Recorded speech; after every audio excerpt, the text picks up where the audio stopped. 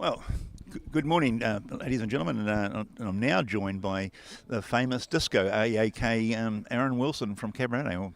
Welcome, Aaron, or Disco. And thanks very much for coming over and sharing your busy schedule to come over to little old New Zealand and show us how to play bowls. It's my pleasure to be here. Weather's held up pretty good so far, although still quite cold. But no, I've really enjoyed being in New Zealand, and yeah, thank you for having me. Awesome. So this new format of bowls that we're trying to experiment with here, Disco, the 14-end short form of game.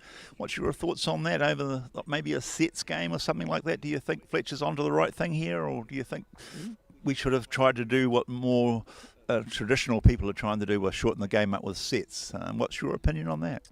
Oh, any promotional sort of side of it, it's really positive, I think, for the game.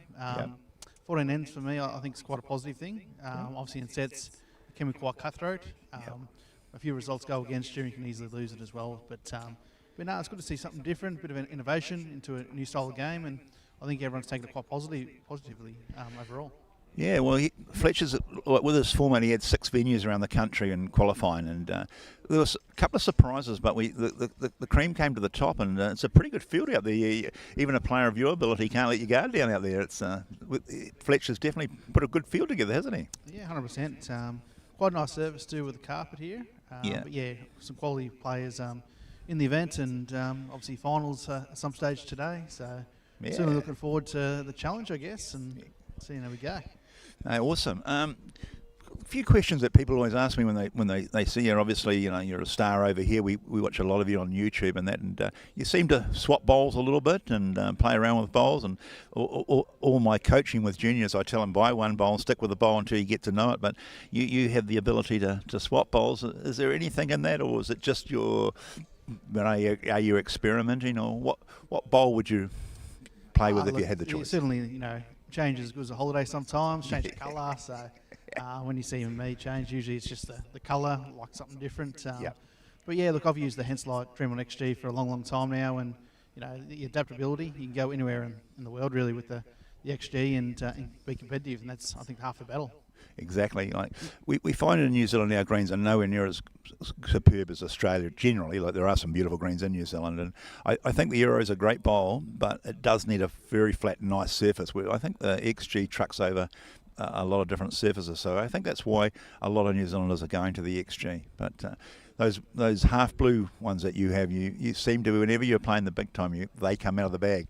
Are they your favourites? Yeah, so obviously everyone's got a favourite sets. My blue duos, being thick and thin, I've had them for probably nearly 10 years now, and always go back to them. Just, again, probably more of a favourite colour. I'm a blue person, I love my blue, so but yeah, just the old faithfuls, you bring them out, and yeah, especially the big games, I'll always bring them back out. You know what they do, eh?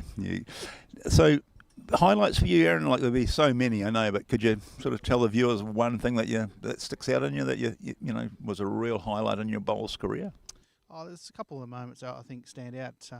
The Commonwealth Games, the first time I played singles, 2018.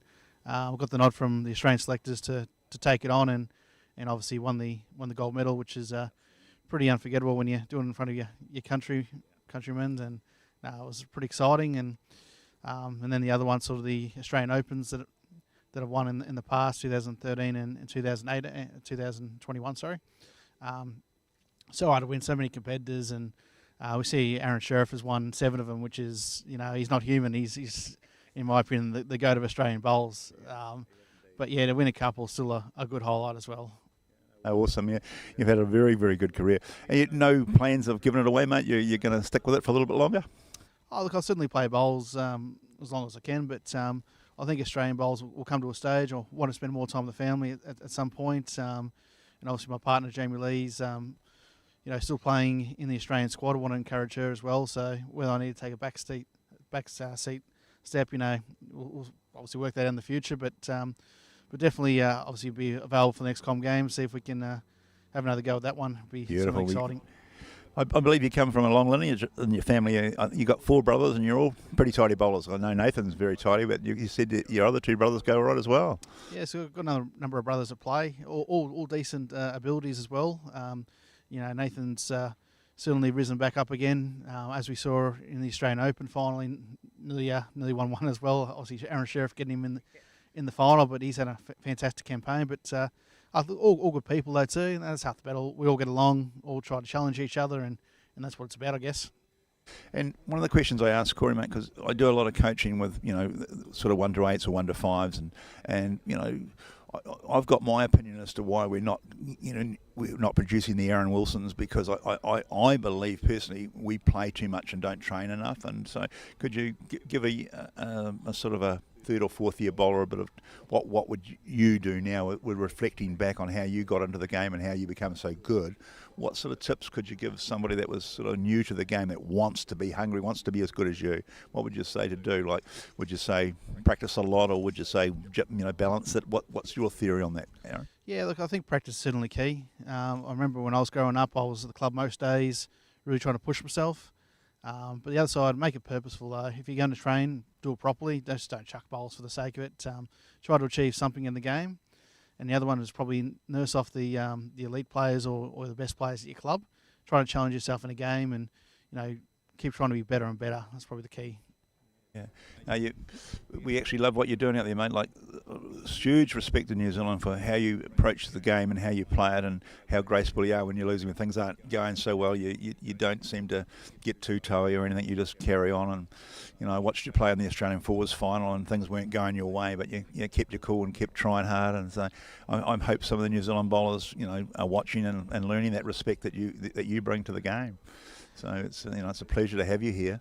And really enjoyed basically watching your career. So with that, Aaron, I know you've got another game coming up in a minute, and you've got a big thing here to win today. And so I guess you'll be going to put your game face on in a minute and go out there and do it. So thank you very much for giving up some time and answering a few questions. 100%. Thank you very much. Yeah, awesome. Thank you, buddy.